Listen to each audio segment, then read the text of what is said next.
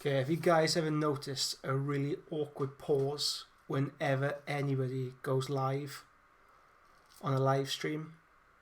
Well, it's because when you click go live stream, there's an indeterminate amount of time between when the picture goes live and when you actually start streaming rather. So you're never quite sure when you're live and when you're not. But I think we're live now. Good stream health. We are looking good. Oh, I'm feeling good about today's, guys. I'm feeling positive. I think this is going to be a really good one. Okay, just waiting for camera to catch up. Just pop that down. Yeah, it looks good. Let's see if we can correct the camera. So I'm just going to wait a few moments for people to catch up, and then we'll dive straight into this. It'll be around 2 hours long or thereabouts.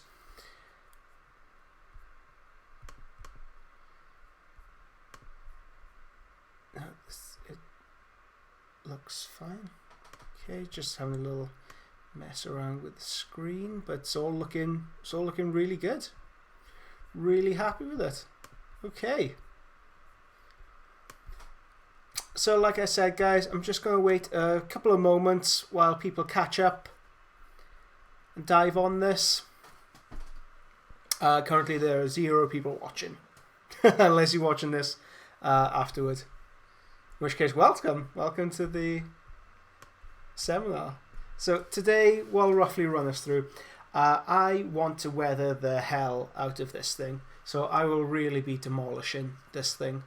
We'll be using weathering powders, we'll be using oil paints. So if you haven't had the chance to use oil paints before, well, now is your time. We're going to run through exactly how we go about using oil paints. A couple of different ways we can go about using them as well. So if you are following along with me, you should have your Dreadnought or your Rhino or whatever you're doing, or Castellax, which are a couple of Mechanicum guys. Michael, I know you're doing the Mechanicum Force. It should have basic metallics down, so just one coat of your chosen metallic colour. In my case, I'm using Dural Aluminium.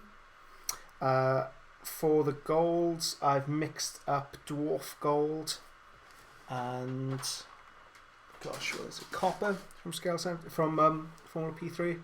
No, gosh, sorry, Vallejo. Blah. Yep, just base. There's something I need to do before we move on. Something I haven't managed to do yet. I did promise you guys I would. Let's drill the barrels. So as I'm waiting for a few more people to jump on. When you do come on live, guys, please leave a message in the live chat on YouTube. Let me know you're here. Let me know what you're working on. Just say hello. Just say hi for everybody. Get a bit of a discussion going during the seminar, hopefully. If you have any questions, please feel free to fire them along. That's what I'm here for. Ugh. Okay. Just going to widen these a little bit, make them a bit more uniform.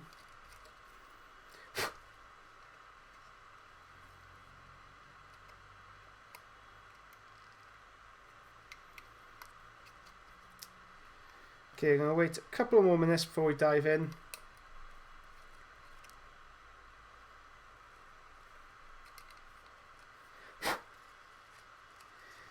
Just to allow people a bit of time to catch up, jump on, and we'll get into this. So what I've done so far, I've done the previous stages that I showed you last week. I've put a base layer down of the metallics. So very simple metallics I've put down. Nothing complicated here whatsoever. The next stage I then went on to was give this an entire gloss varnish. Now the gloss varnish I used was this stuff. Clear Lacquer by Halfords. I was a little apprehensive about using this to start off with. It's a car lacquer. It's used Halfords, if you don't know, it's an automotive business. I thought it might be a bit too thick adding it, but no, it goes on great. It really goes on really nicely. And we're able to use the equivalent in matte lacquer to matte it down afterwards. Okay, so let's dive straight into this. The first thing I want to do before we do anything else is add some decals to this bad boy. So it's very important, it's vital that you have a gloss varnish surface to begin the decal process. Without it, it doesn't bind onto the surfaces right. It just, well, you end up with a bit of a mess. So we're going to very quickly add these on. Another thing you will need is warm water. So if you have a little container, grab your container and just add some warm water to it. And let's add some decals onto this guy.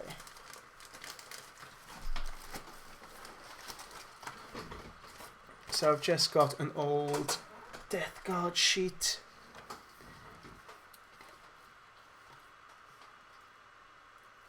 I'm very roughly cut out images from. So I think this would be really nice. Going here, so that's one. I need something for his,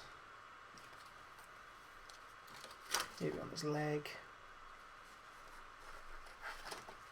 Get this rather ominous death shroud. So if you do want to heavily weather your vehicle, now would be the time to add your decals.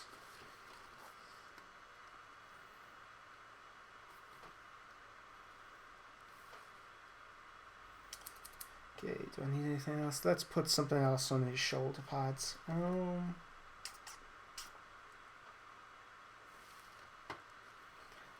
Let's put a couple more sides.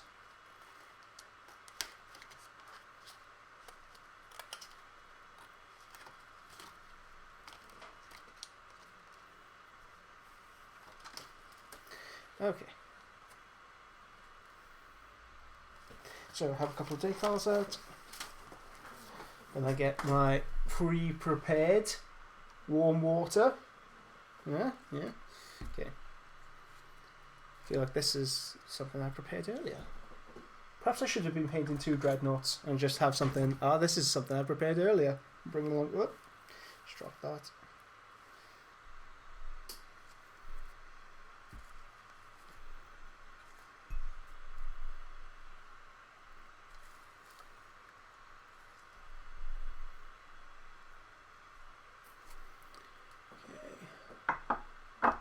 So, just going to allow those to dry, melt for a few moments.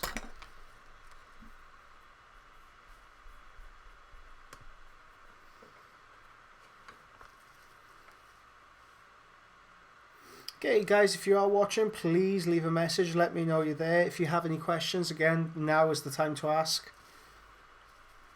Fire any questions you have along to me.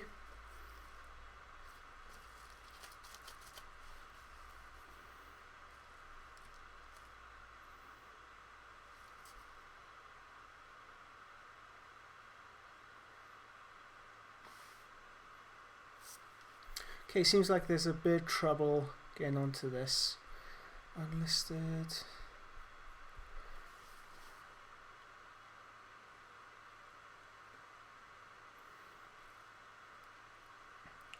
So as we wait for those to weten up, let's see if we can solve this. A couple of people have said they again video unavailable on the live stream, so let's see if we can have a look at this.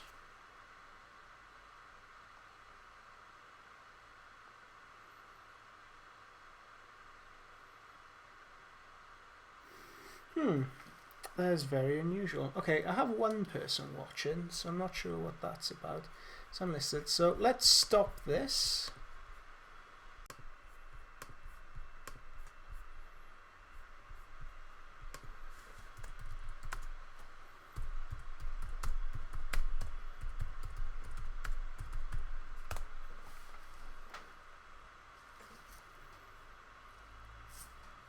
Okay, hopefully we're back.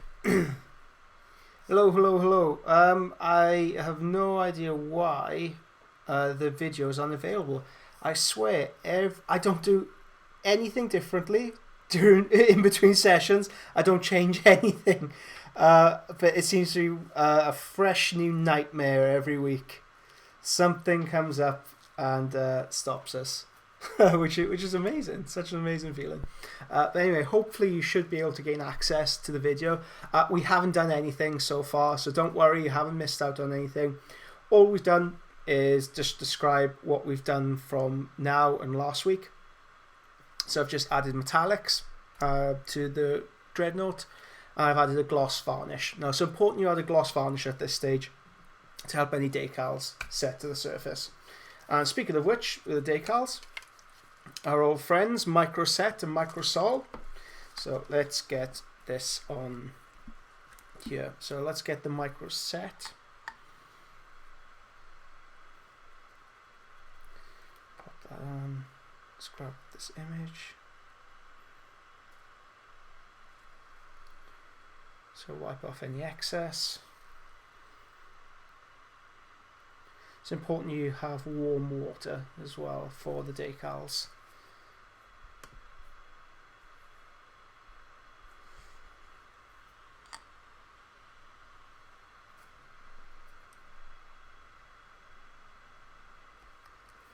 Okay, let's feather this into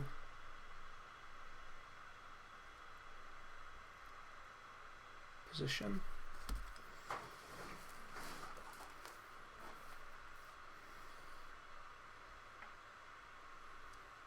So I'm just going to allow that to set. Let's get a spare earbud. Very, very lightly knock off any excess moisture.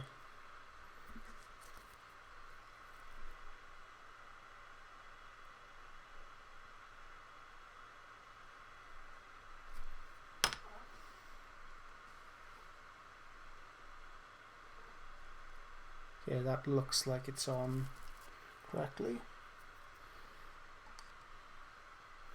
So I'll add another layer of the Microset.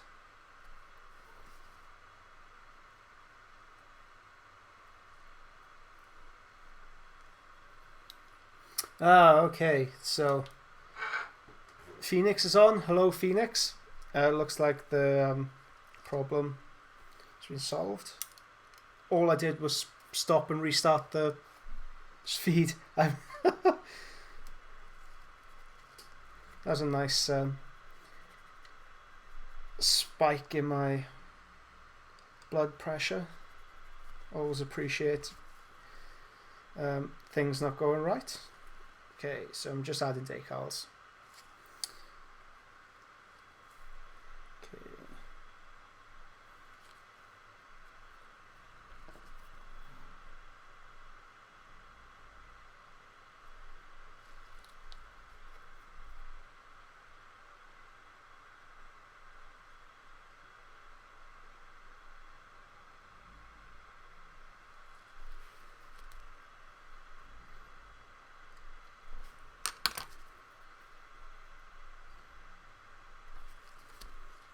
I'll show you how to weather these as well, guys. I'll show you how to really bust these up. Okay.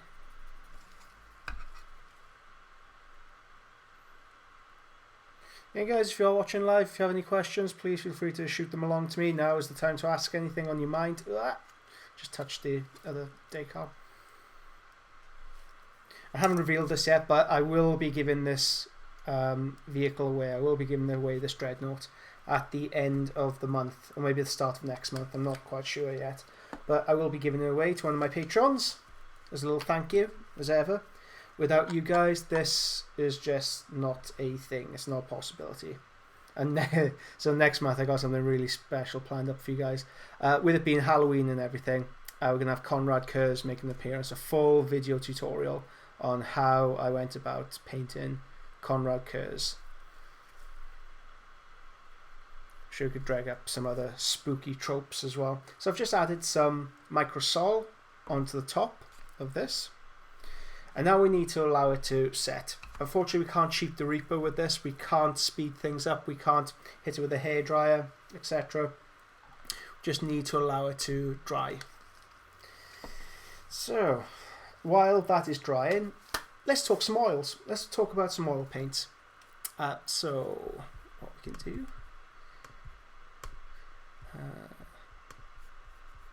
Sorry, I've just noticed something with the camera settings. I just want to have a little play with the camera settings.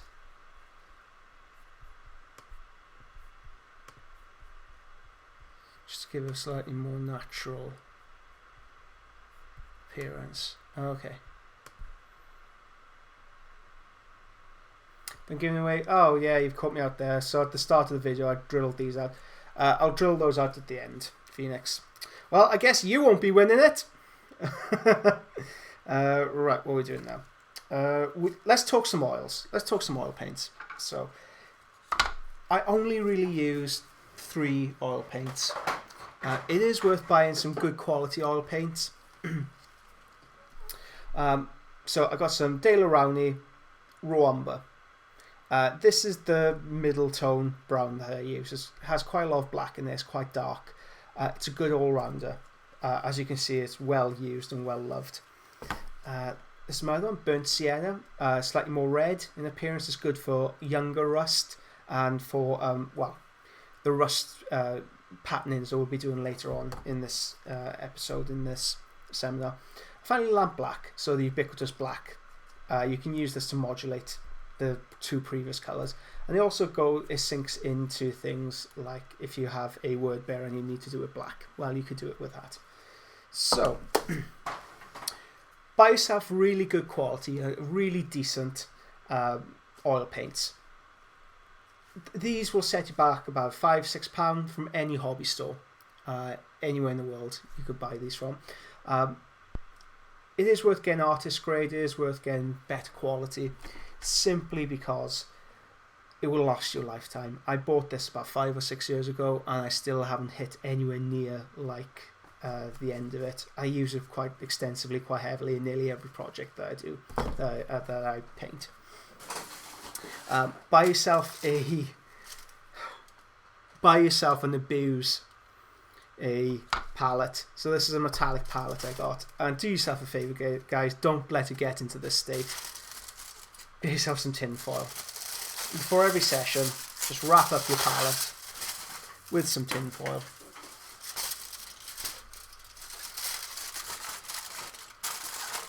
You put it in the dimples.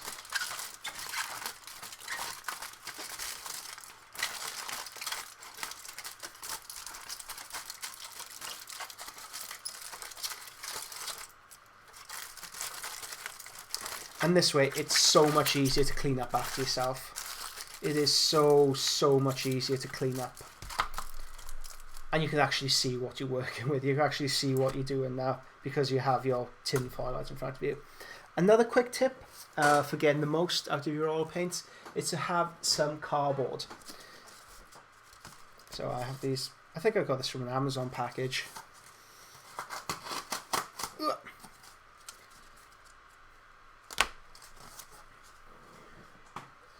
What we need to do then is add,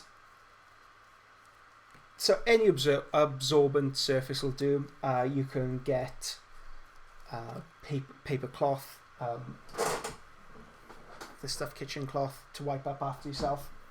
Just place the oils on this, and what this will do is just absorb excess moisture. It makes the oil paints quicker to use and easier. We can modulate it ourselves with exactly how much thinner we want to add into it. So Phoenix asks, why can't you hair dry it? It will crinkle. It runs the risk of silvering the decal of the water slide transfer. You run that risk of destroying it, of creating an uneven surface and not giving it its due, the most of. It doesn't give it a chance, really, to develop. Okay, so we have this stuff, raw umber. Yeah, just going to press on this till it shoots out. Okay, now we have lamp black.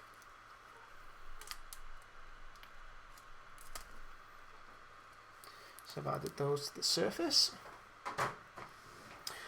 In a previous video, we talked about what brushes you should look into buying, which ones would be most appropriate for oil painting. But as a quick rundown, I use a synthetic blend brush, the Rosemary & Co. Evergreen Round. 0. I also use older brushes, so if I have this really old beaten up Winsor & Newton Series 7. You can see the nib, look at it, I've tortured that bloody thing. Older brushes are great, you just need something that comes to a point. Even with a synthetic brush that's kind of tapered off at the end now, you just need something that comes to a good point. And for our technique, for this technique that we'll be doing today, we will be concentrating on staining the metallics, and we will be doing pin washes. So pin washes, I guess you would have seen a lot of before. It's quite a common technique used by military modelers to give artificial shadow. Whenever you airbrush a miniature, you do run the risk of it looking airbrushed, looking quite neutral, lacking contrast. So these oil paints, this pin wash, does allow us to reintroduce the lines of the sculpt somewhat. Okay, so now what we need is... so I don't know why I'm showing you this, because this isn't airbrush thinner, not at all. This is oil thinner. Where is the container? It's not in here. So this stuff, you could there you go. It's an oil medium. Daler Rowney oil medium. Get low odor thinner, because this stuff stinks to high heaven unless you do. And this is the stuff. You can't use water with oil, obviously, because it won't mesh well. You need to thin these oil paints with oil thinner, turpentine, or white spirits, as they're more commonly known. So I'm just adding this to some dimples, clean, pure thinner. And let's have a play around with this. So there is no right or wrong answer when it comes to how thin you should have this stuff or how thick. It just depends on what technique you are looking to achieve at that time. The thicker the paint, the more useful it is when it comes to staining metallics or staining the miniature underneath. So military scale modelers, especially when they have to paint hundreds of horses, say, they just give a quick airbrush of the horse, they coat it with gloss varnish, and then they hit it with quite a thick mixture of oil and thinner over the entirety of the horse. They allow it to dry overnight, and then they come back with a brush or with an earbud or with another, even like a cloth, and wipe it over the horse, and that gives artificial shadows, and it also gives nuance to the midtones. Okay, so let's have an experiment with this. So we have some thinner on the brush. Let's add some of this in. So thinner the mixture.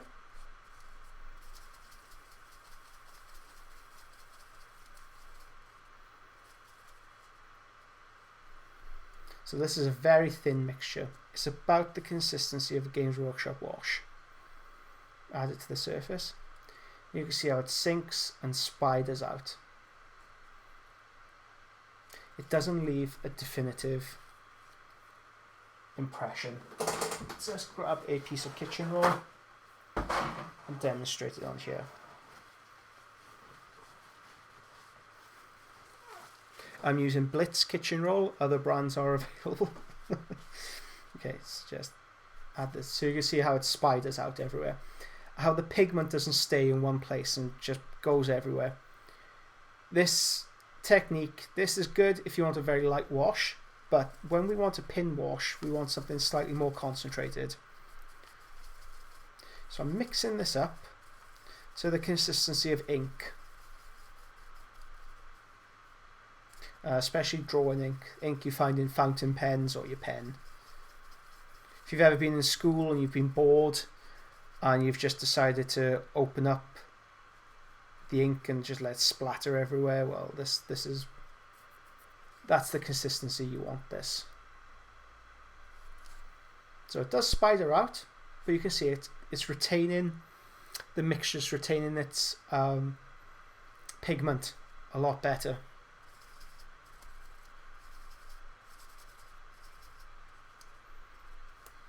So let's add more in here just to demonstrate just how. Let's make it very, very thick. Thicker again. So there's barely any spidering, barely anything moving around. Okay, let's apply this to a surface. So we have some really nice surfaces to work with the Dreadnought. We have a couple here. So what I'm going to do, I'm just going to mix up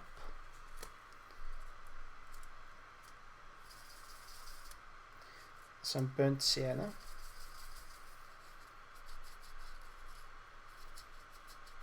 Just for a bit of richness in the shadows, a bit of red. Okay, so I've just loaded the brush up. I'm just going to touch it against the surface. I'm just going to very, very lightly touch it against the deepest portion there, and it should run along those gaps.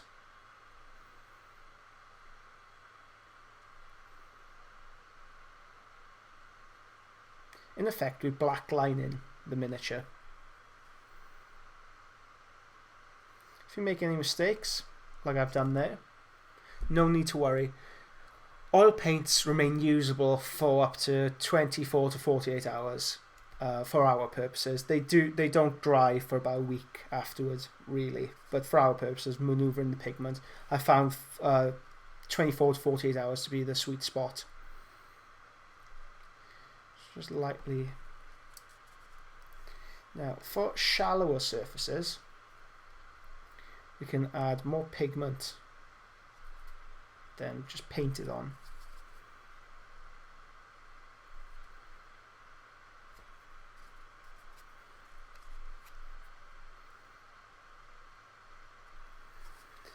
So if you are painting alongside me, or if you are painting this, this is the next stage. This is the next stage that I go through. This isn't a case of hard and fast rules. You can intermingle, you could intersperse, you can do these stages at different stages. So the next one we're about to go on to could be at a different stage. The decals can come after this if you wish. Experiment with the stages, see what works for you. This I found works for me.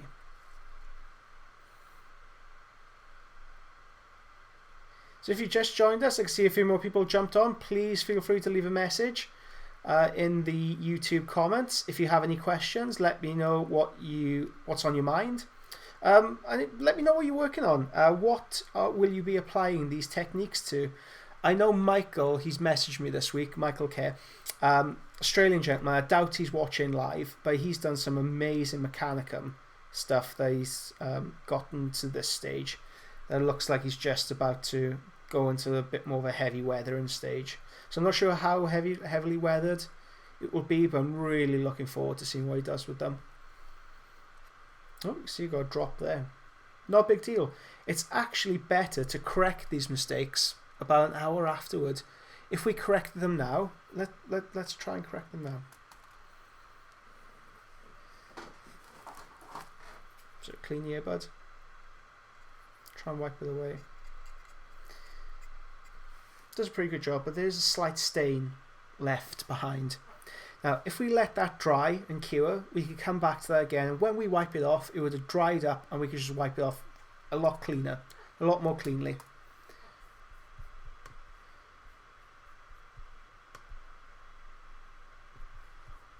Sorry, I'm just trying to correct the gamma on the camera.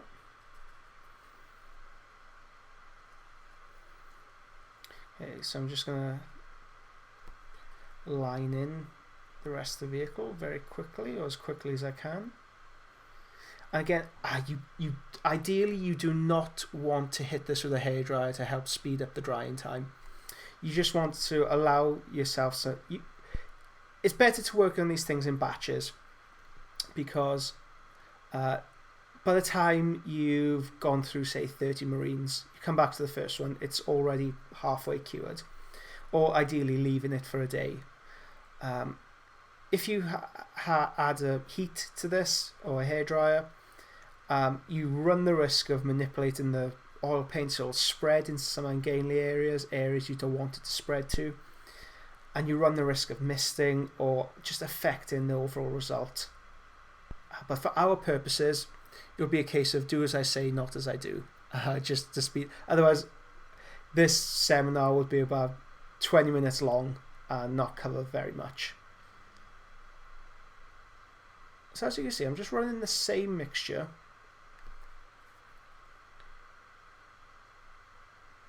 over. Sorry, I'm running the same mixture over the metallics. Very, very light. Very, very light layer. Okay.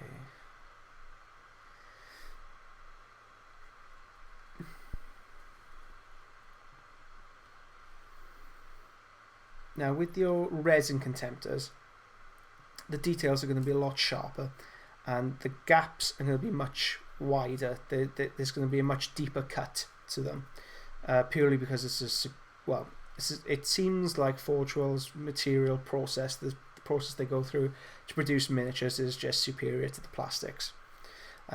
You don't have as shallow cuts, for example. So if you do get a more shallow cut, just concentrate on actually painting those portions in rather than allowing the oil paint to run into those gaps naturally.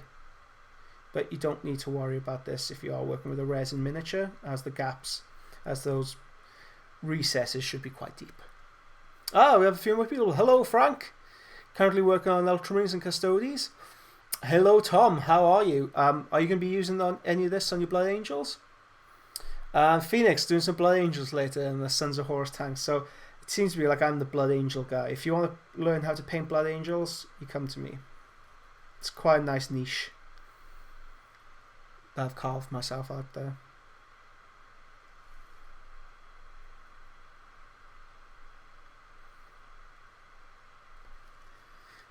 Okay.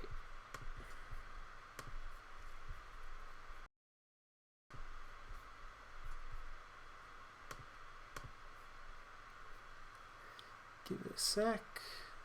Just want to see how it looks.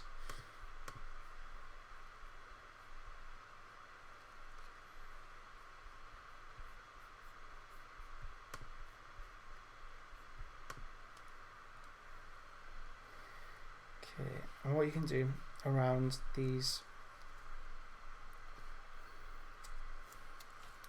so these little cogs, just very lightly touch the brush against them.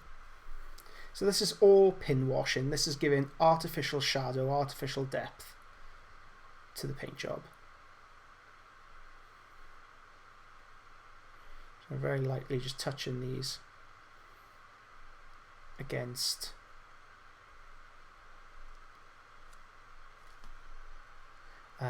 the vehicle, and it's going to help us paint all those tiny little gaps, all those tiny little rivets on the vehicle. That would otherwise drive you mad. Well, it drives me mad anyway.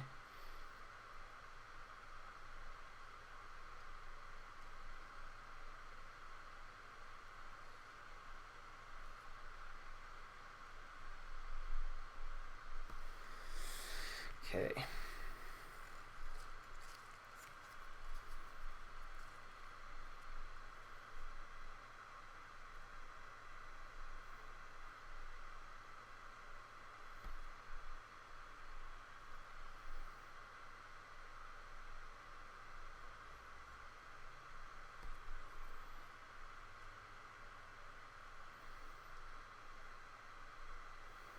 Okay, no gaps to fill in.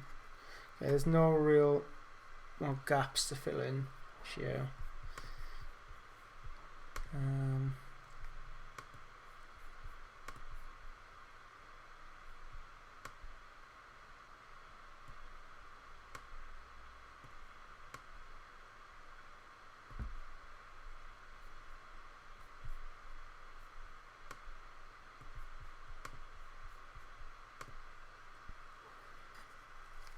Okay, just add this to the metallics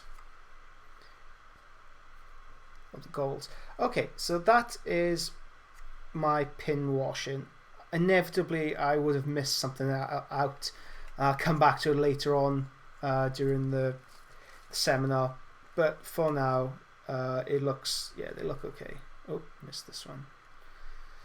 So, pin washing, relatively easy to achieve as long as you have a gloss varnish surface and some oil paint. Very, very easy to achieve. Now, what we are going on to is staining. So oil staining, slightly different in process in that instead of, so with, what am I trying to say? With the pin wash, it's created artificial shadows. With this stage, we want to actually change the underlying hue of the metallic. So let's take up some black.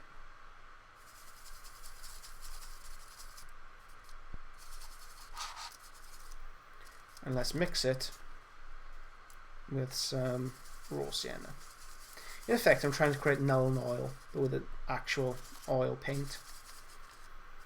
And this is going to be significantly thicker than our previous paint.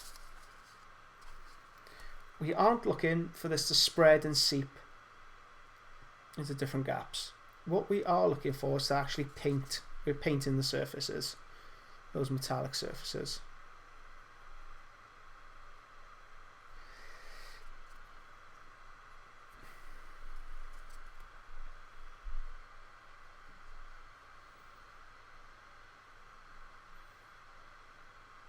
So just let the camera focus in on the right thing rather than my canvas. Yep, there you go. It's better. So I'm just going to physically paint in the metallic portions.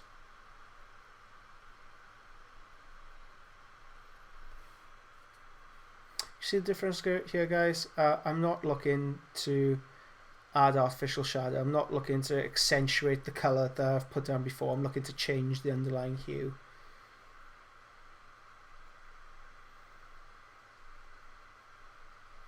This is a very quick, effective way of painting metallics.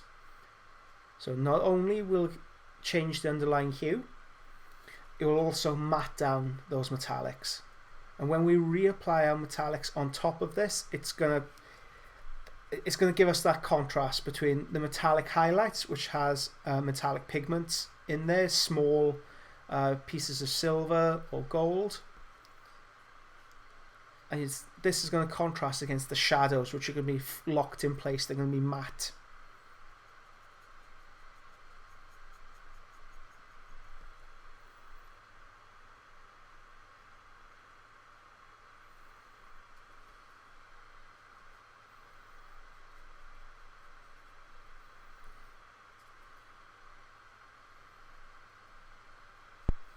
So as I fill this in, if you guys have any questions, let me know.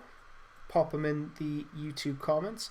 And not only if you're watching live, if you're watching this afterward, feel free to leave a message either through the direct messaging Patreon service, or better yet, leave them underneath the post itself. So when I answer, everybody will be able to see the answer.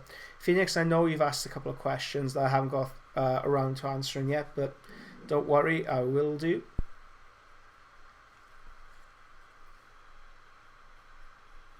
Actually, if you could post them up here again, I'll be able to answer them live. Of course, I will write out a written response as well, just for other people to see. Okay. So I've got even more black here. I'm just going to very thickly put it in here.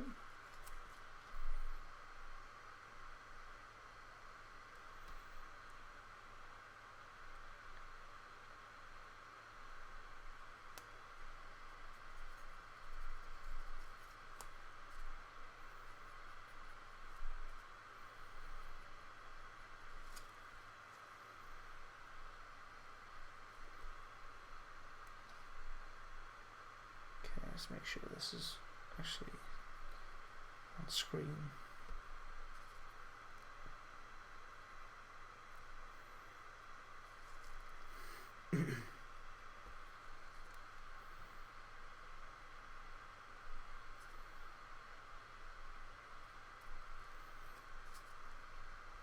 If you guys have any suggestions as well for next month's well, actually, next month's Patreon's all sewn up, but if you have any ideas of what you'd like to see in future seminars, please let me know. I will happily take them on board, and so there's quite a growing list on topics we can cover. especially for the Q&A sections. So the shorter hour-long sessions that we do every other week alongside the seminar series. People are really keen to see me finish off Fabius Bile, so I may continue on with that. And it's appropriate for Halloween as well. He is a creepy, creepy dude. Okay, let's just want to add a bit of black in here. Again for pin wash.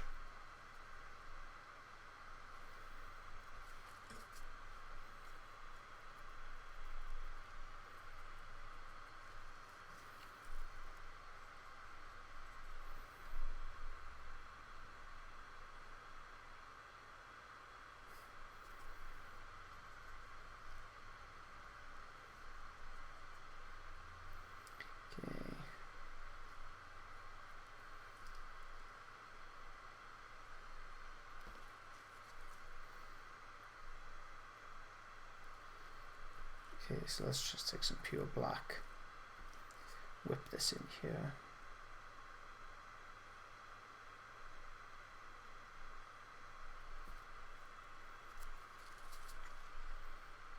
So as you can see, oil paints are a doddle.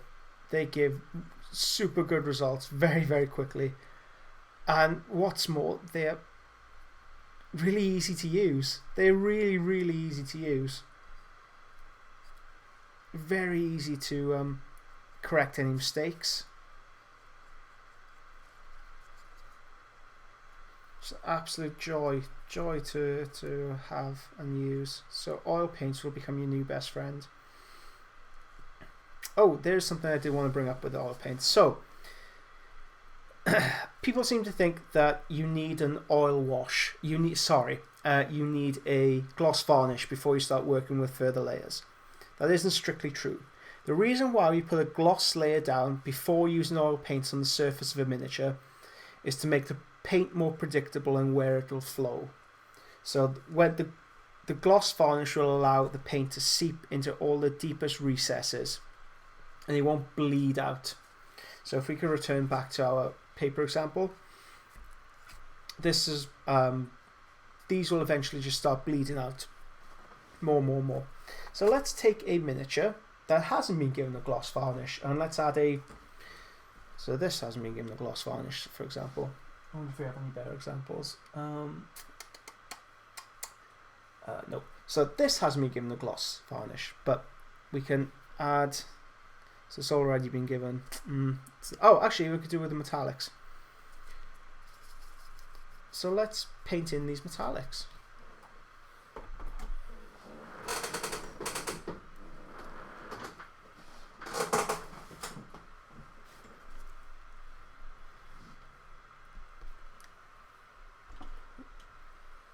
Just wanted to focus in as much as possible. Okay, good. Stain the metallic. Now this hasn't received any gloss varnish whatsoever. And as you can see, it's not destroying the paint job.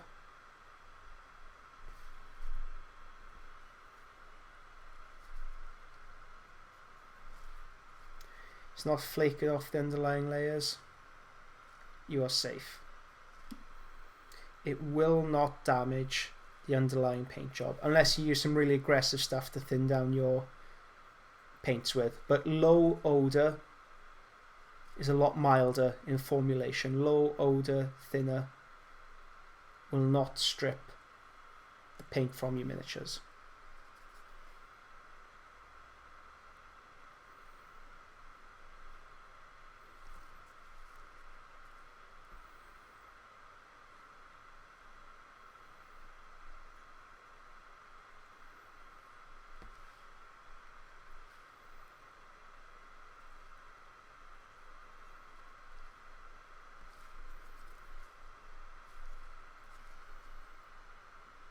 Oil paints are more than appropriate to use on miniatures of this size, of this scale.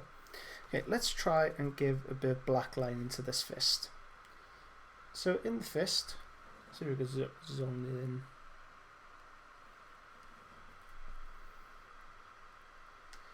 So in this fist, let's just try to add some oil paint.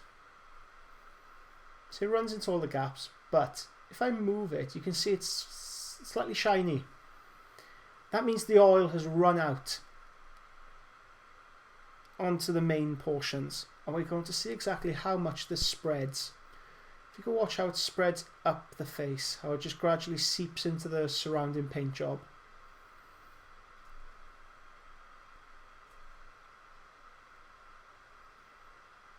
With gloss varnish, it will still do that, but not as aggressively, so it won't move out as much.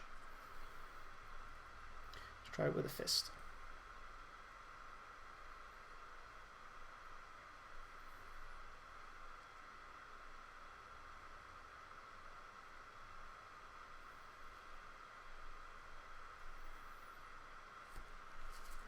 Okay, so let's pop him off onto the corner, see how he goes. Okay, brush maintenance when it comes to using oil paints. Ideally, you'd want to be using synthetic brushes.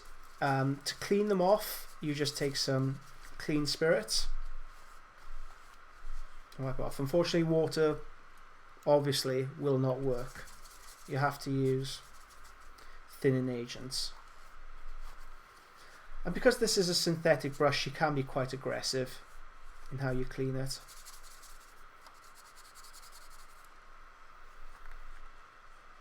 In this, I've used this about 5 or 6 times and the point has already come off it.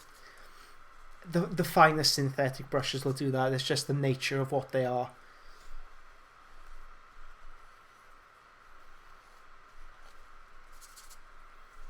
But with proper maintenance, they will last you a little bit longer. Okay, so that's okay for now. Now we need to grab some soap. Brush soap. Just going to add this on very roughly. Hope if I zoned out a little bit. Whoop. Okay.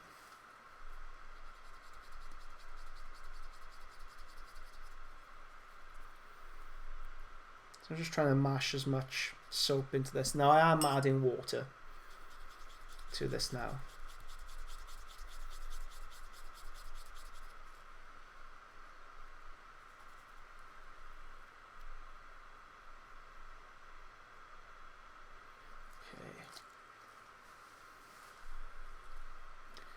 And I'm just going to try and bring it to as fine a point as I possibly can. There you go. That's how you clean your brushes after using oils. Okay, I will be using oils slightly later on, but I just want to pop this off to the side. Now, what do we have? A Dreadnought that's been given an oil wash and a pin wash to produce artificial shadows. And it's also been, the metallics on it has been stained. Ideally, you would then allow this miniature to dry 24 hours and come back to the next day.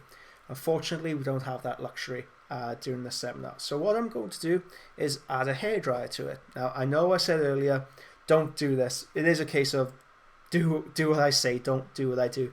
This is just for the purposes of shortening down the amount of time as much as possible. When you hit it with a hairdryer, you run the risk of all the pin-washed areas just spreading out and seeping out all over the place. You don't want to destroy your good work. So if you can just cover up your ears for a couple of seconds while I blast this thing with a hairdryer.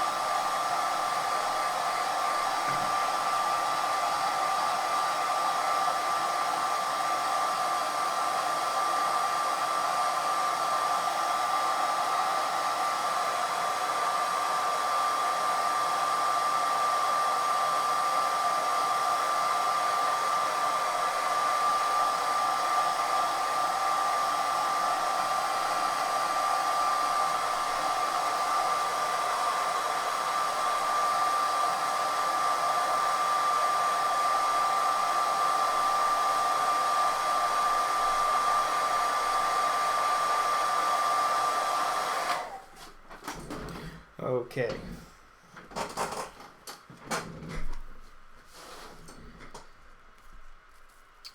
Right.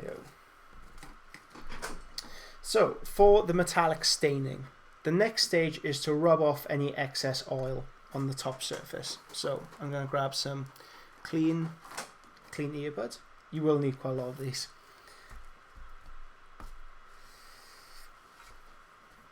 And some clean spirit.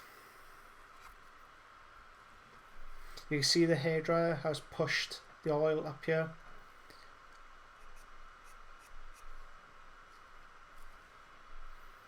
Can't get rid of it, but it will leave a slight stain behind. Okay.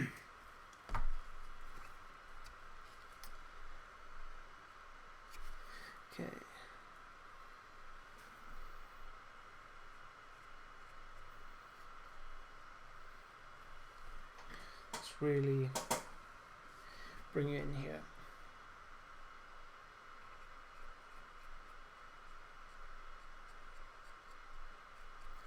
Just lifting off the excess paint.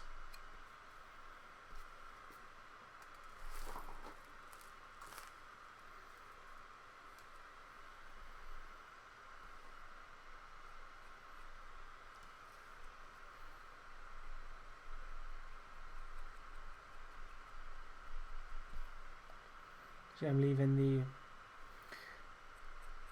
the shadows alone.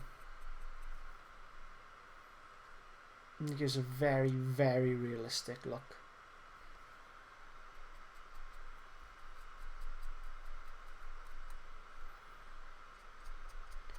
To the metallic.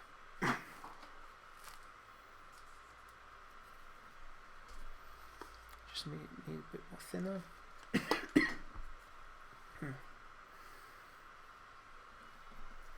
So have any of you guys used oil paints in your own work so far? And if you have, what have you used them for? Have you done any staining? Have you done pin wash? Have you tried any oil stains?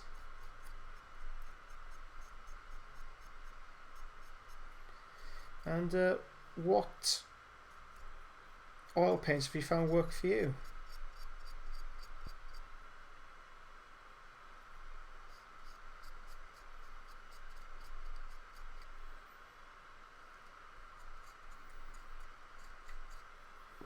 So I really love doing the stage. I feel like I can almost see the finished product starting to emerge.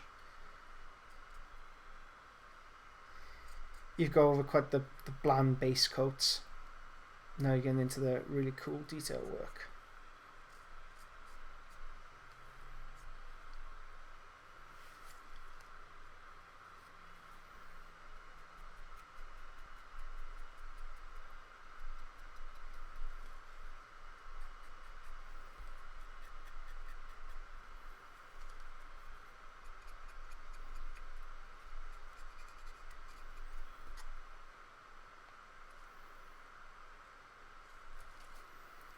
Let's grab these things as well. Oh, you can see it's affected that as well. Let's try to get rid of it.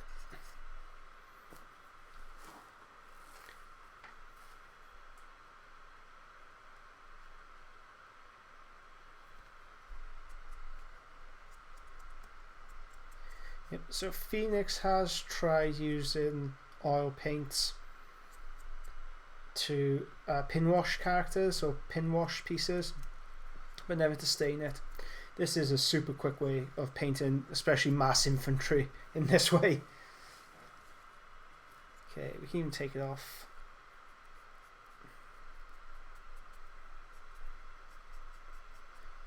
The legend on the front of the vehicle.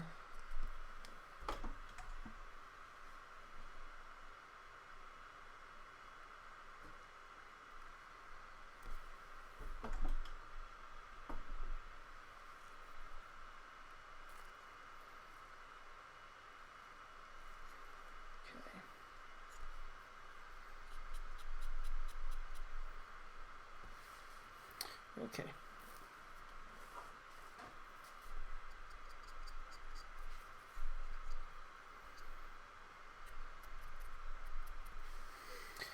Okie dokie.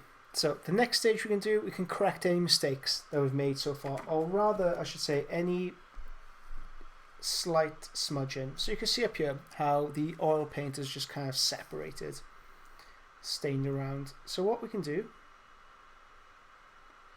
with a clean brush, a touch of thinner, we can just manipulate the oil paint to where we need it to sit. We even start the weathering process.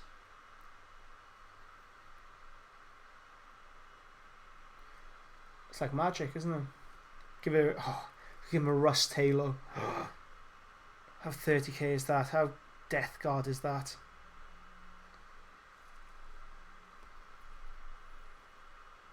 See just how easy it is to manipulate these paints.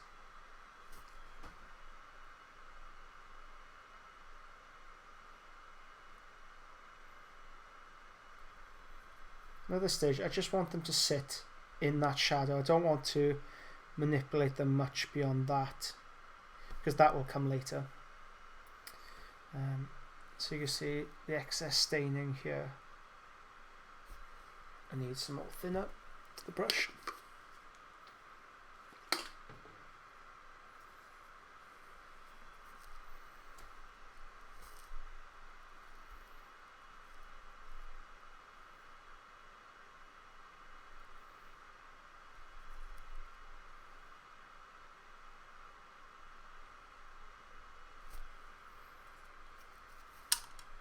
Sorry.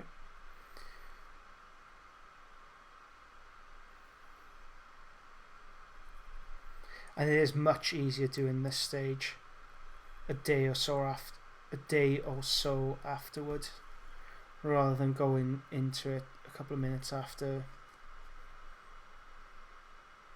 putting those initial layers down. Any other portions that have slipped the bounds? No, it seems to be pretty okay other than those small portions. Okay. So it's not looking too bad so far. Not looking bad at all.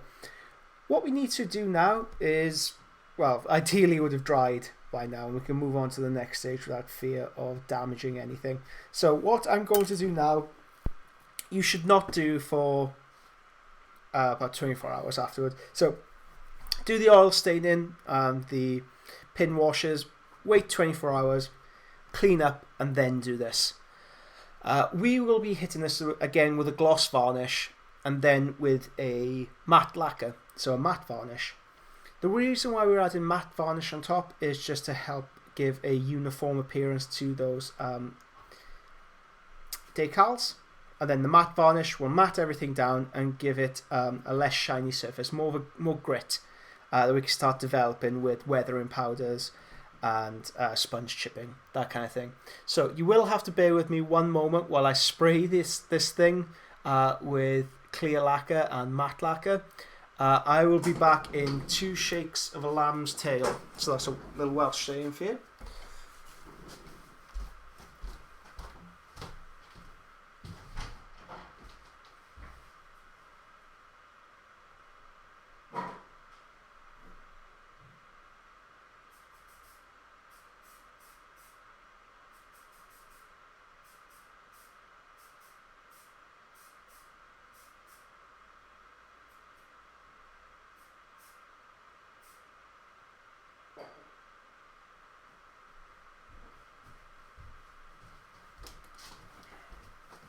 It's a wonderful day in South Wales as well. Absolutely pouring down with rain. So I've just hit this with clear lacquer. A couple of good coats. Just going to take a few moments to dry.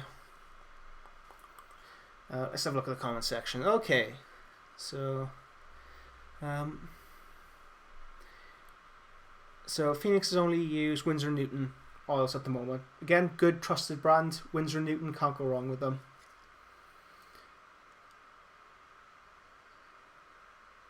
Right, so instead of you literally watching varnish dry on this feed, I'm going to hit this with a hairdryer again. Do not do this. Do not do it. Do not do what I'm currently doing right now. this is purely for expediency for this tutorial. Any mistakes I make here, or if any frosting occurs, I can solve it later on in my own time for the giveaway. If you guys didn't know, I am giving this vehicle away that I'm painting right now. But it's a case of, I don't want you to spoil your nice model. So stop at this point, go grab a drink, go out with your friends, go play some FIFA or whatever video game you have. What are popular video games at the moment? Okay, I'm just going to hit this with a hairdryer.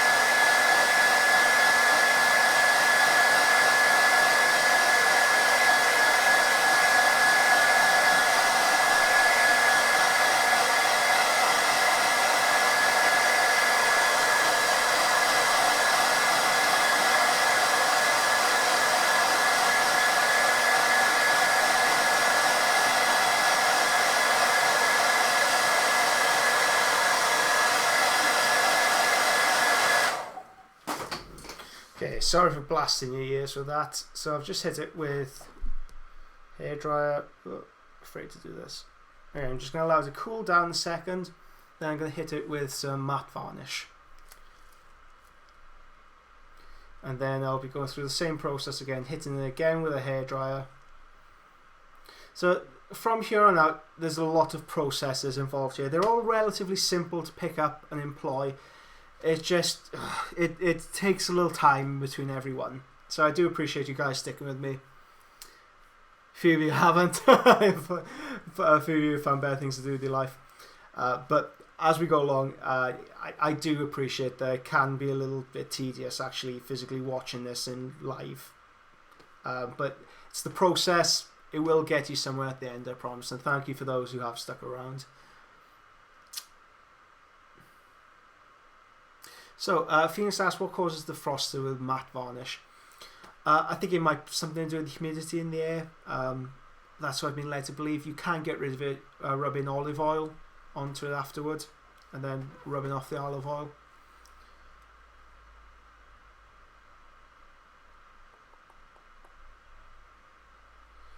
Okay, so let's hit this with matte lacquer. Bear with me one moment, guys.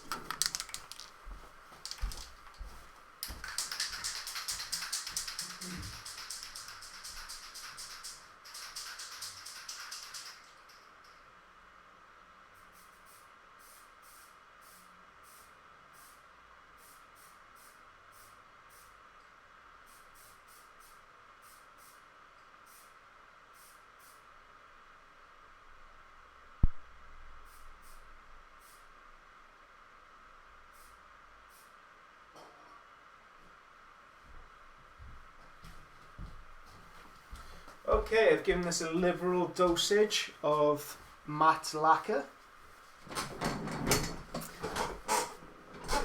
I'm going to hit this with a hairdryer once again. Again, don't do this.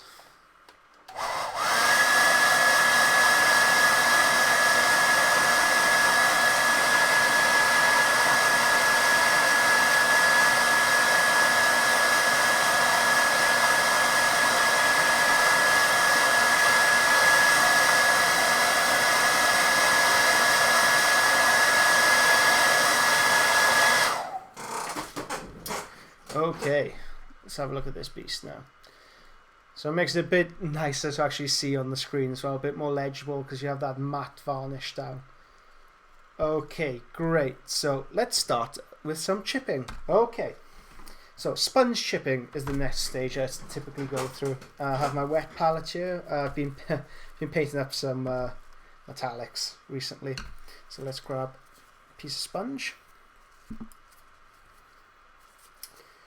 Grab a new piece of sponge rather than recycling an old one.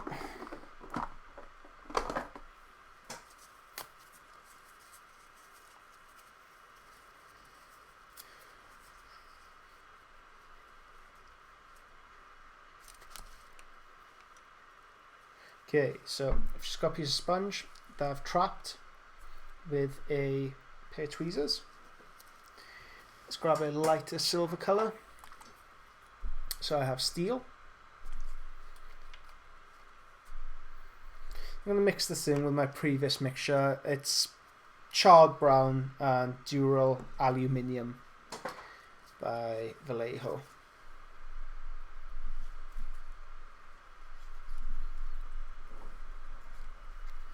So I'm just going to knock off the majority of the paint.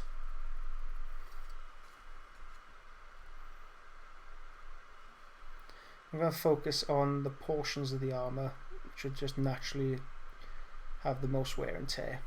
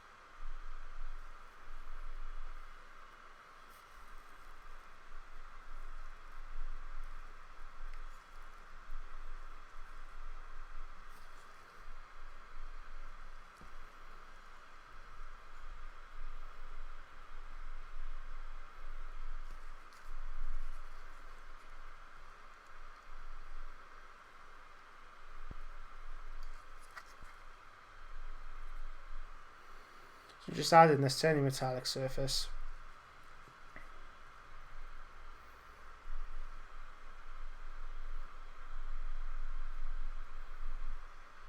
See just how quick and easy it is to produce very realistic metallic effects.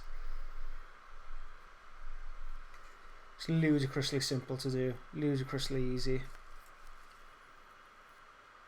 Gives a really good finish.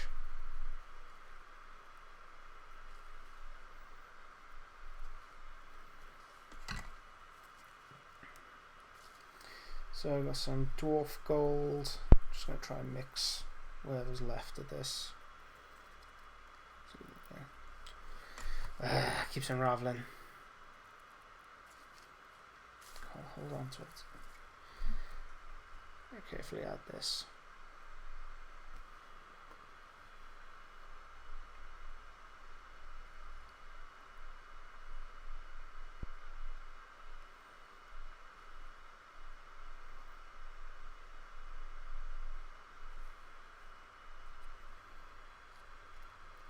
And here.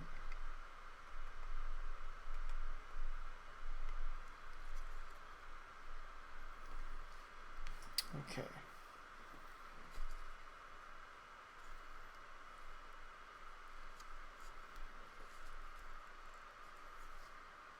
That's the metallic portions. Now you can go in slightly more with a brush.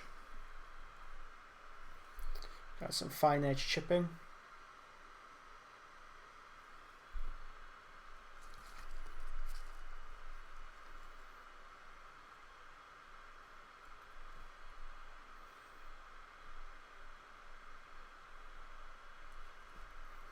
Just give it more of a metallic kind of buff.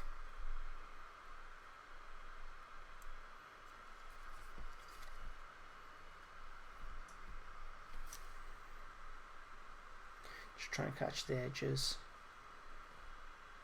those metallic portions.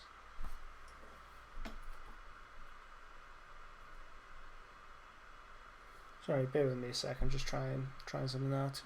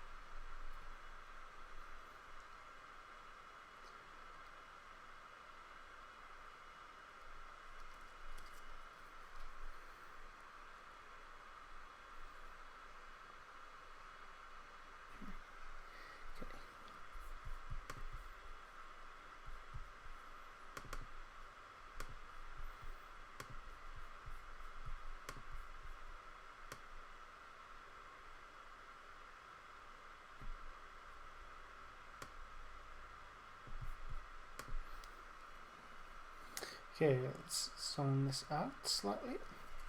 See what we have.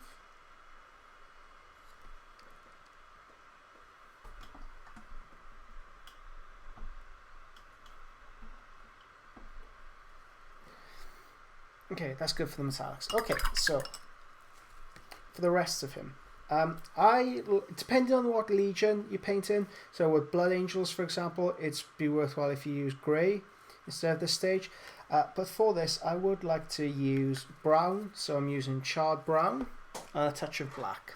So I've recently bought new black, so of course I'm trying it out and everything. Flat black by scale 75.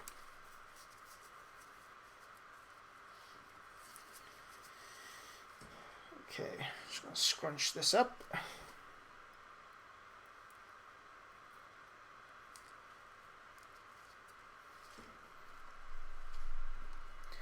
Black and brown together.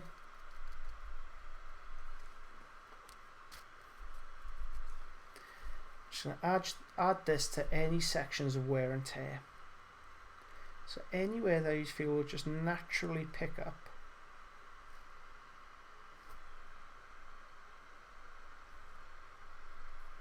Any damage.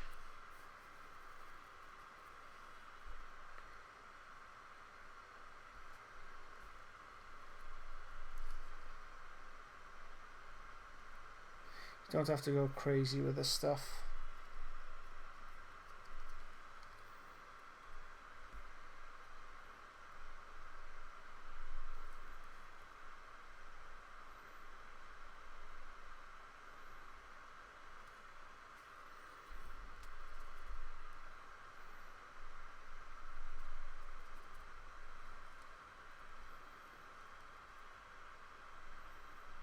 So gauntlets is really nice.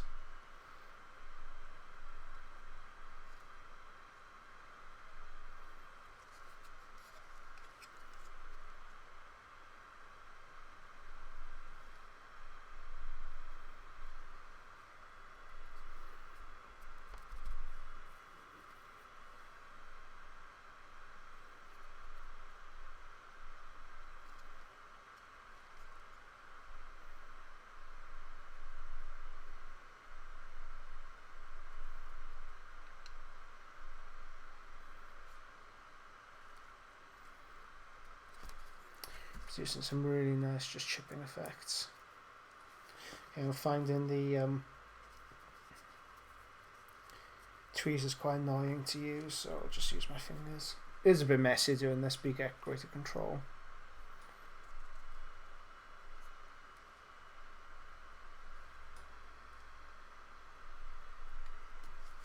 Oops, sorry, bash the camera there.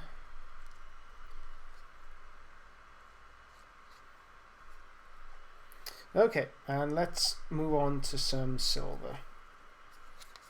So just want to chip, or rather re-chip those areas we've just done.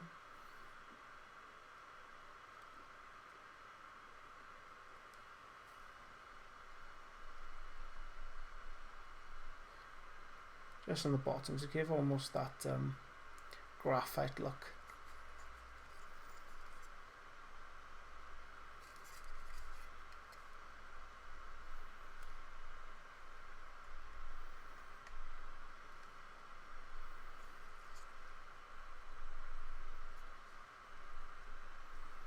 This is to really bust up a vehicle.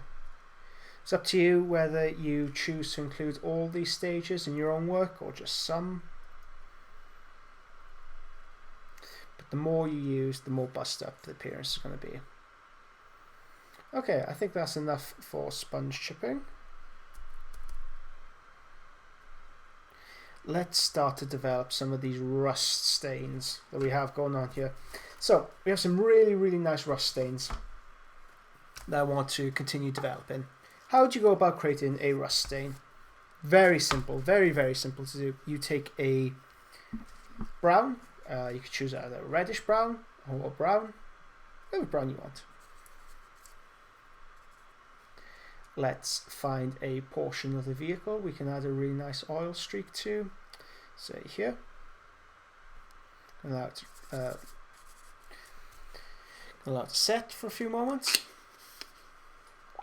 Get some clear thinner.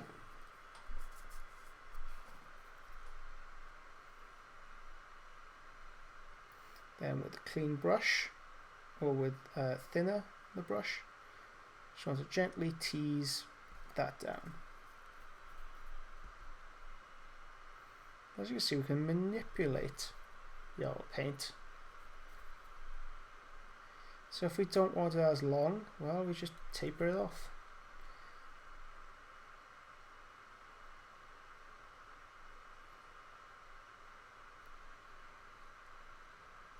Oil stains, just as simple as that. You do as many times as you like, but something I don't really see that many people doing, and it looks phenomenal. Okay, so we have this oil stain here. In order to make this look authentic, in order to make it look realistic, we want to have the oil bleeding around this. So let's really zone in on this. I'm going to take some thinner, some oil paint. I'm just going to apply this to the surface. Just going to dab it very awkwardly around this oil stain.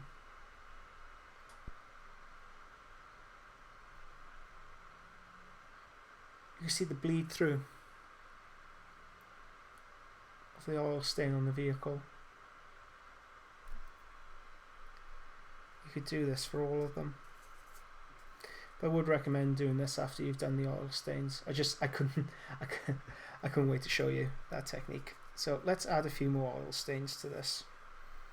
So let's take some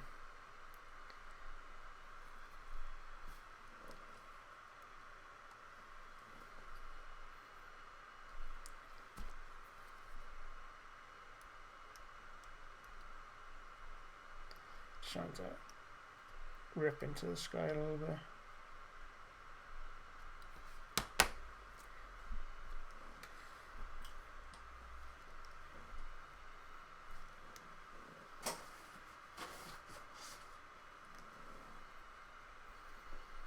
Okay, just adding very thick oil stains to the vehicle. Just a few dots here and there.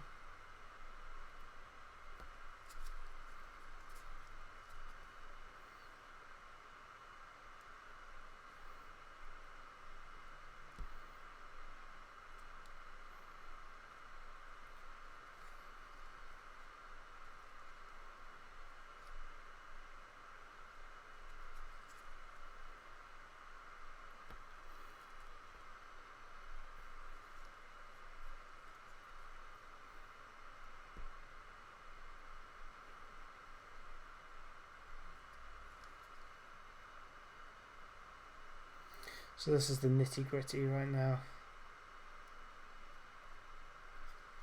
This is what's going to achieve those really nice results. Okay.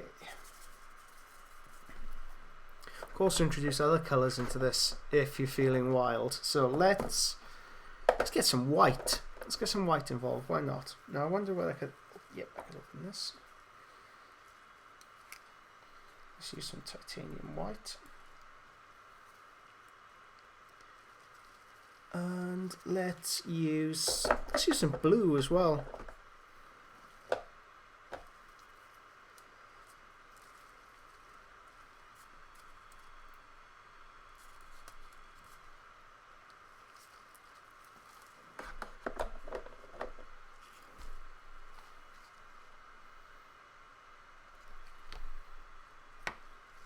Same thing, touches of blue here and there. It looks crazy, I know. It's so gonna be worth it.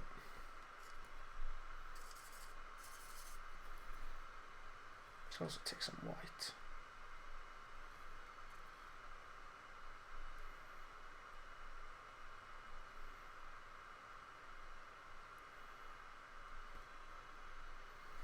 Randomly dotting it.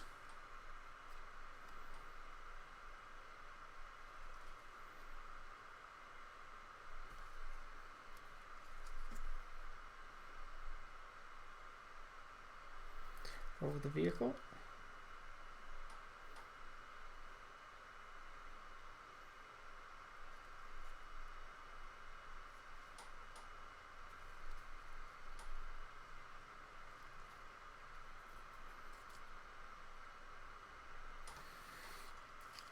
Okay, let's bring this all together. So ideally what you need is what I call a Bart Simpson brush. So you can buy some really cheap synthetic brushes from your local hobby store and give them a really bad haircut, like your baby sister would do to a doll when she was young. Really give it a really bad haircut. Plod in some thinner. So these brushes are actually quite expensive to buy. You could buy specifically tailored ones like this. But why would you? So this will create oil stains.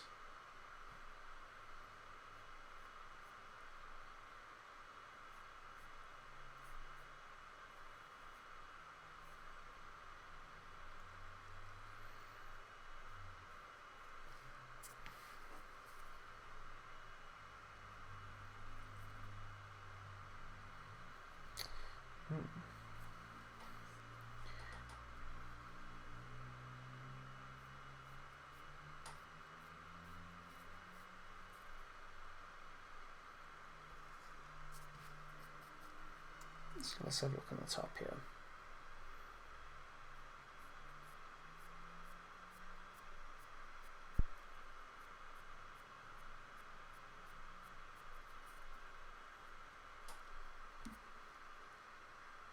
It's a really subtle effect, really subtle. You won't notice it that much.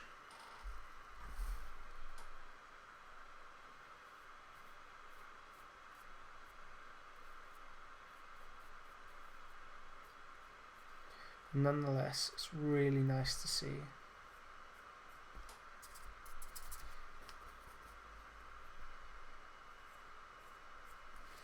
So I need more thinner.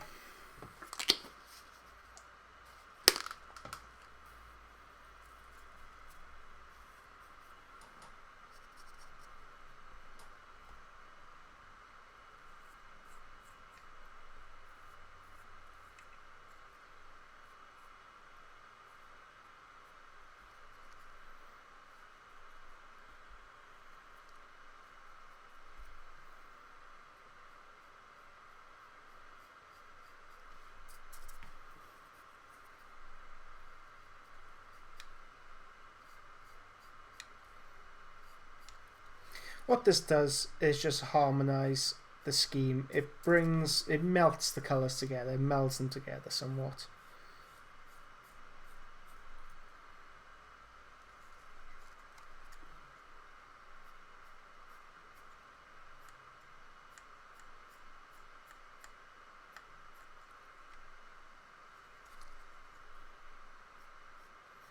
This technique is more often than not used by military scale modelers, tanks, etc.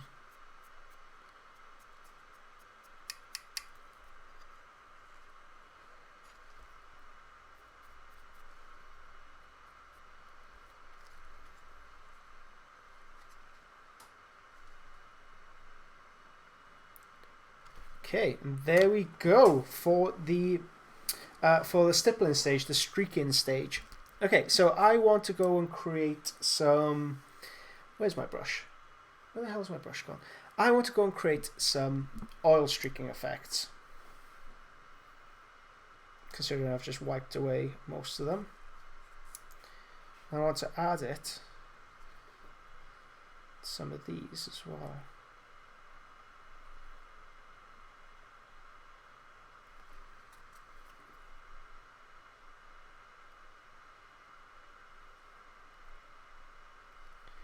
So I want the oil staining to come out through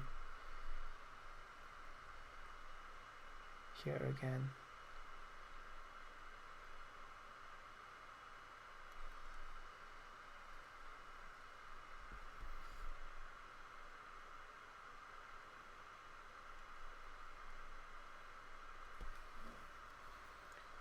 bring you in so you can see exactly what I'm doing.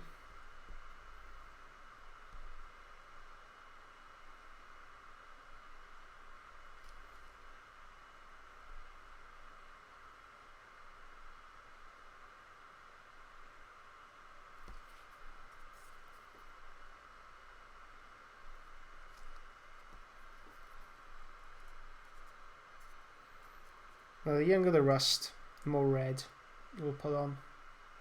If you want it to be darker rust, you can include more black onto the surface.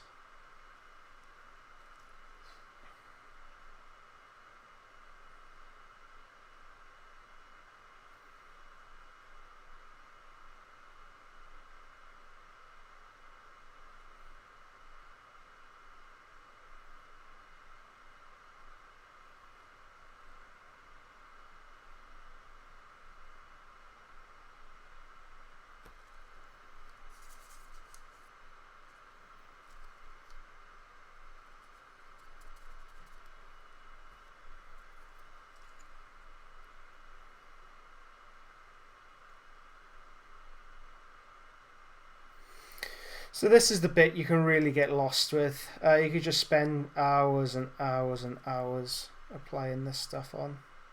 It is very cathartic doing this.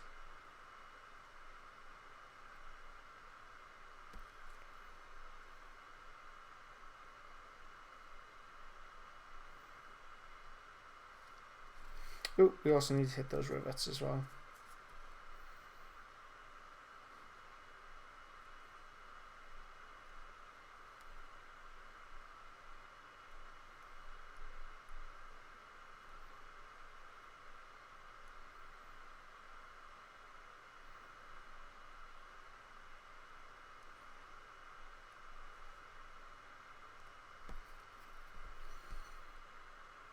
So I just want to wipe off any excess or anything I deem to be excess.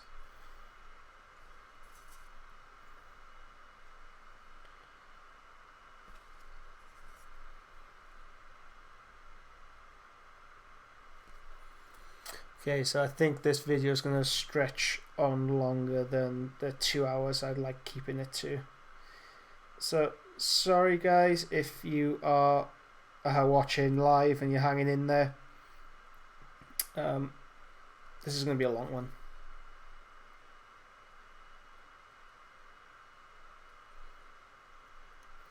I will be filming this process as well and putting it up so it's slightly more broken up into stages.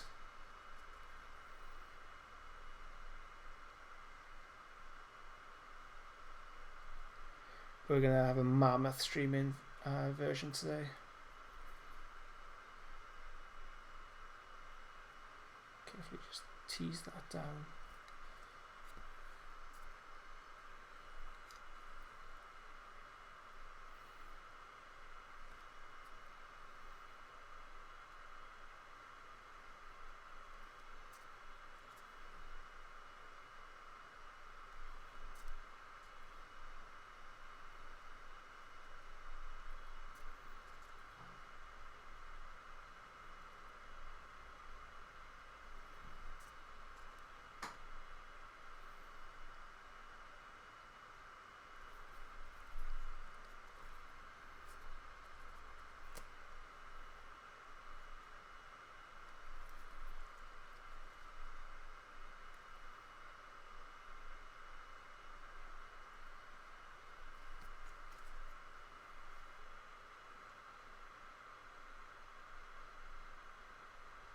And these little oil stains, they don't need to be too careful. You don't need to be too precise with them, because when you notice just normal oil staining happen, it's kind of blotchy and all over the place.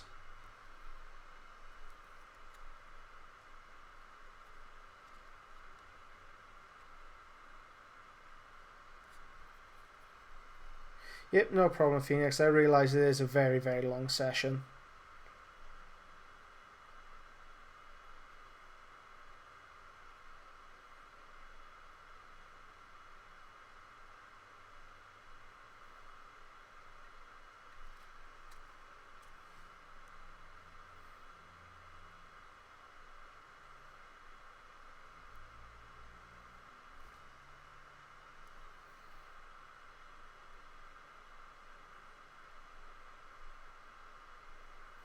So guys, if you have any questions, instead of me sitting here like a mute, feel free to shoot them along. Let me know what you're working on. Who's still out there watching? Tom, you still there?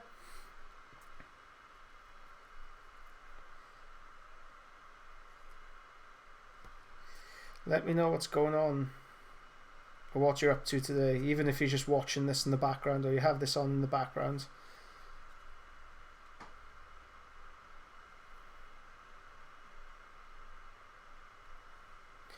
If you do have me on in the background, what are you doing? Are you cooking? Are you watching? Are you binge watching something on Netflix?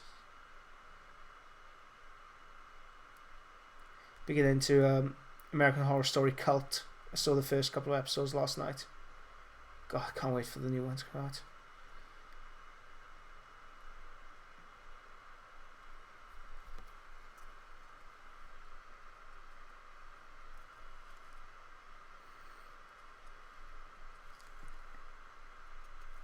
This looks very similar to the old Chestnut ink that Games Workshop used to produce.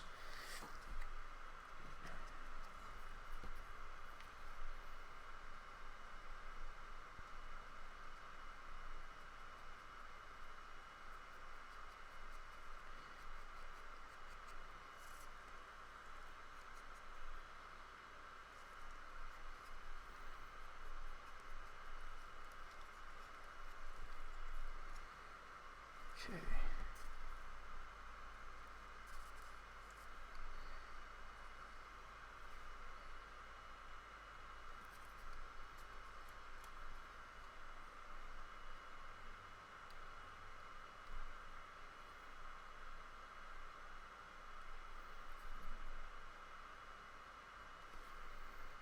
So that's slightly thicker.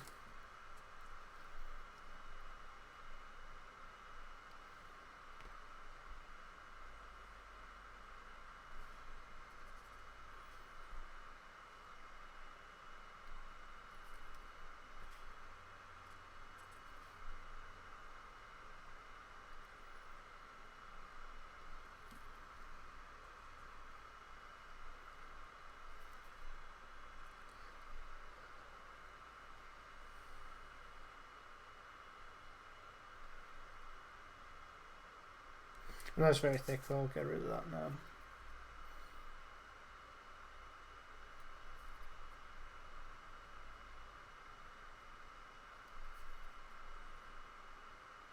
Ooh, I wonder if any of you guys will apply this to any of the new Death Guard stuff that's being released. In those Death Shroud Terminators. Those huge hulking ones that have just been released this weekend.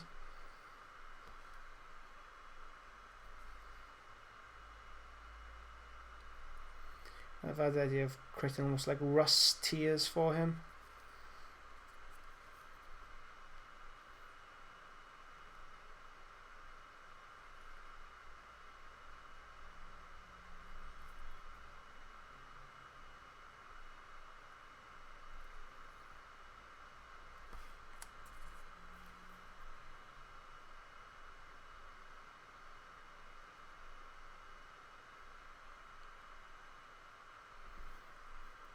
Let's try and make as creepy as we can.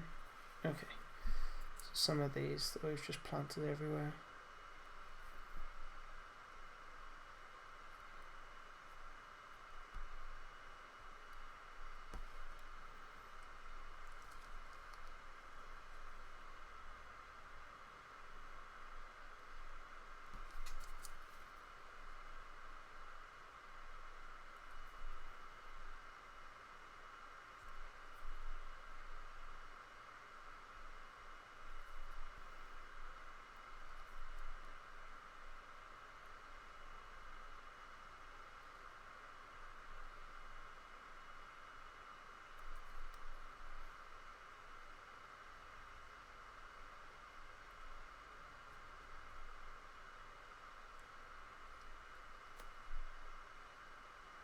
Yep, he's looking suitably creepy.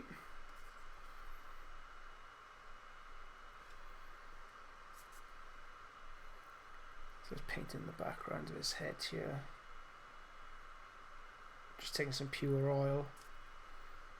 oil paint, popping it in there, tease it back.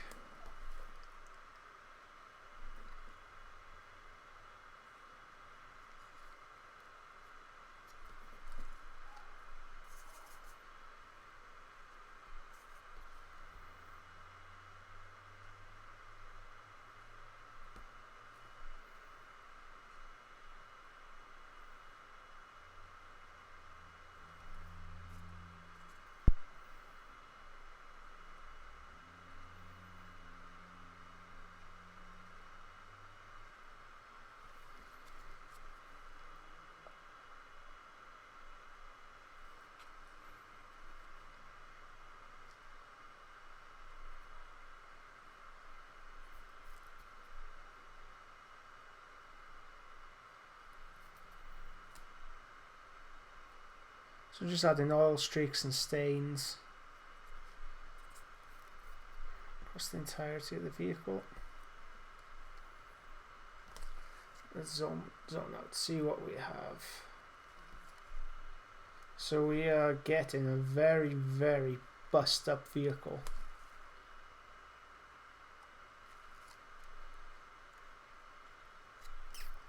Let's add some oil stains to the van brace.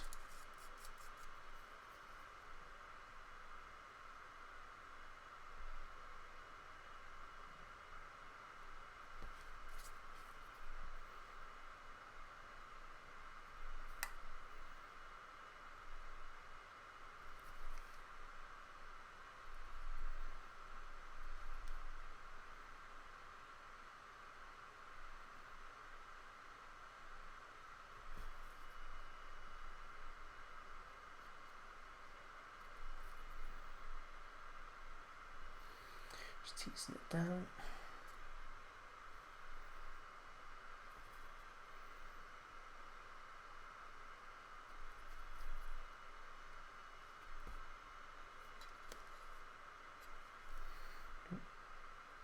A couple of oil streaks here we need to develop.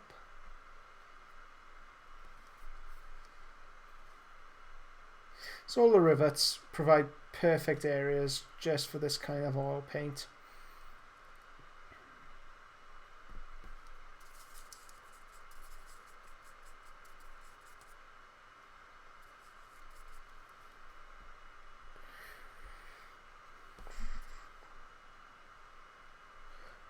Righto guys, what we might do just to avoid this video ballooning into something like a 4 or 5 hour long lesson, I'll cut it off at 2 hours and then I will finish this off with the next seminar, which I'll have on the first weekend of next month. So that will include finishing touches and weather and powder. And it'll give us a nice little interim as well to allow all the oil paints to set. I do want to show you every brush stroke I possibly can of this.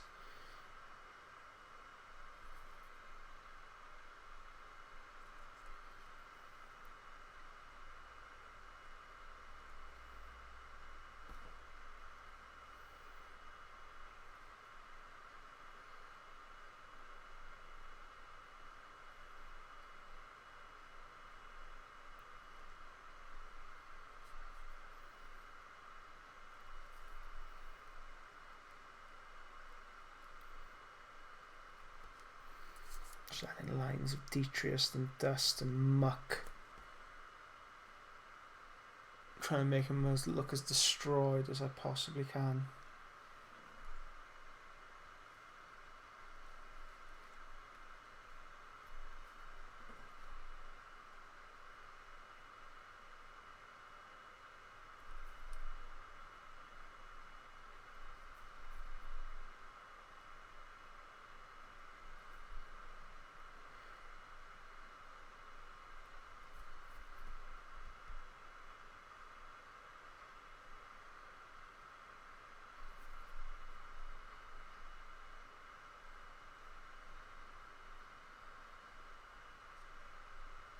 Dirty up the skull somewhat.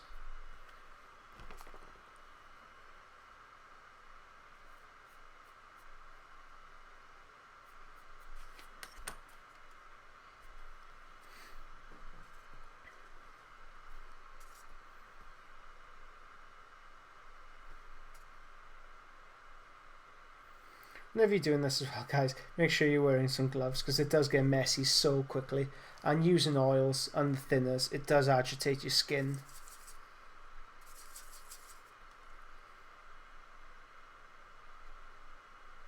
Or maybe my skin needs a bit of agitating. Perhaps my skin needs a bit of roughing up. I just do not want to be sued by any of you guys. So take all proper precautions. Please do not drink the thinner. Please do not eat the oils. Don't do anything that will endanger yourself or your loved ones. It's a good enough disclaimer, right, guys?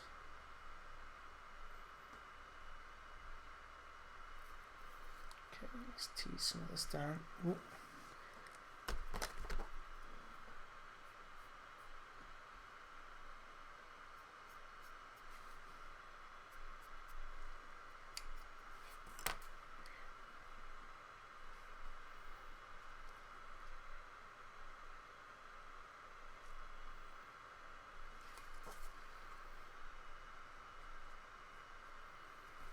Got some rust around these. See how easy it is using oil paints, and it gives so much better results as well. It gives such nice results. It's so easy to manipulate. They're way easier to use than Games Workshop or regular inks and washes.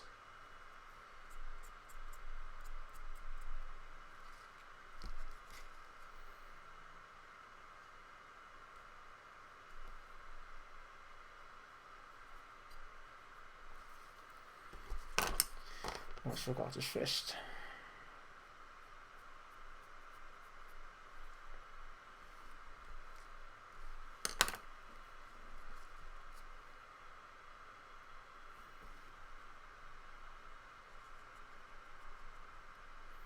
Wow, we have 2 people watching, hanging in there.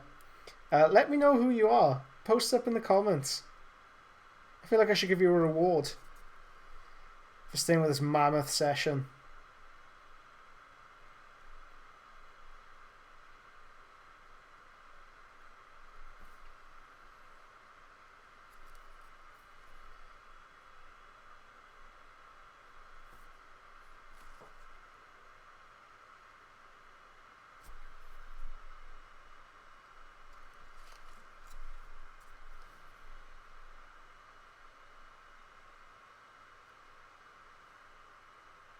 Nope, shy kind, I guess.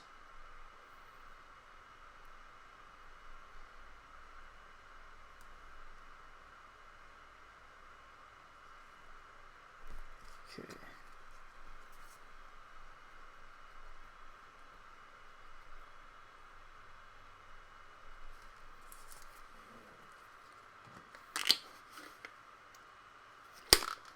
So a bit more thinner. I've noticed that this is conspicuously clean.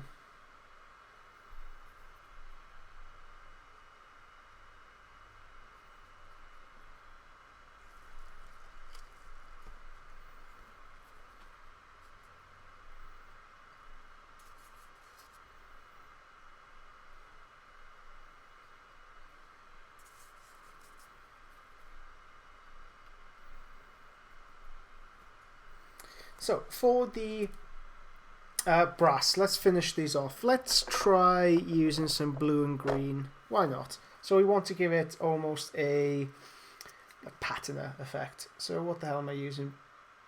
Permanent green light. Okay, I doubt this is the best greens we could use for this because it's a very luminous green. But the blue is quite desaturated. Let's see what it ends up with. So we have the blue and the green. Kind of looks like patina. Yeah, sure. Let's go with that. Okay.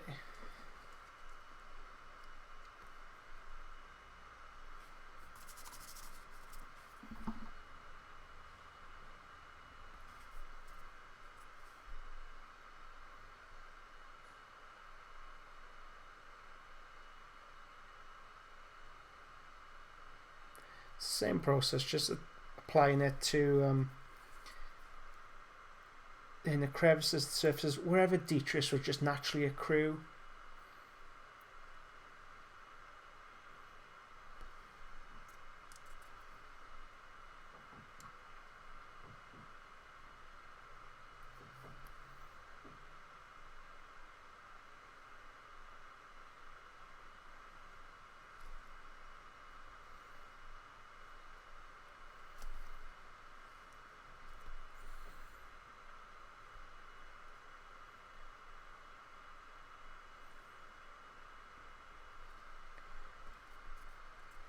it's turned out quite nice. Okay, let's add this to all the little gaps. I say this with the edge of surprise in my voice. This is the first time I've done this with oils.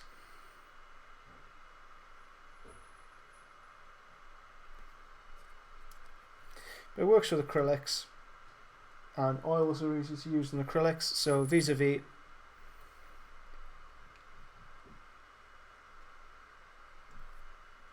Must be easy to do with this.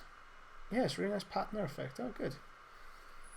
It's nothing worse than trying to set out something new out live on camera and you completely falling flat on your face.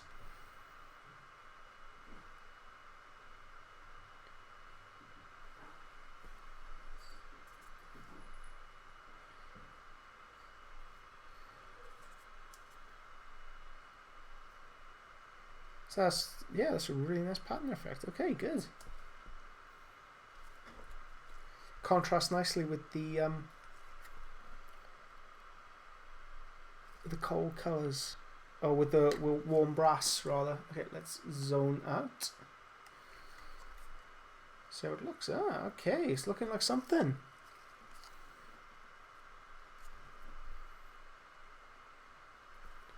Good.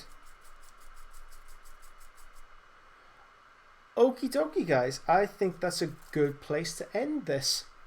So I'd like to thank you to the 2 members who've hung in there right to the grim death to watch the entirety of the show, the entirety of the process, I believe. Thank you so much. To all those watching this afterward, I know that not everybody is able to make it live, either through family commitments, because it's a Sunday, because you'd rather be drinking, or because you're in Australia or in America and it's probably midnight or like 4 in the morning or ridiculous in the morning where you are. I'd just like to thank you all for the continued support of the Patreon. I hope you've got a lot from this. If you do have any questions, please let me know. Please get in contact. Ideally leave a post, leave something underneath this.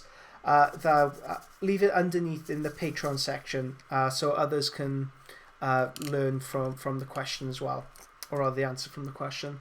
Again, thank you so much for your support, guys, and I will catch you next time, where we will be finishing this off with some weathering powder, and we'll also be discussing what next month's Patreon will be, the seminar series. So I'll catch you then.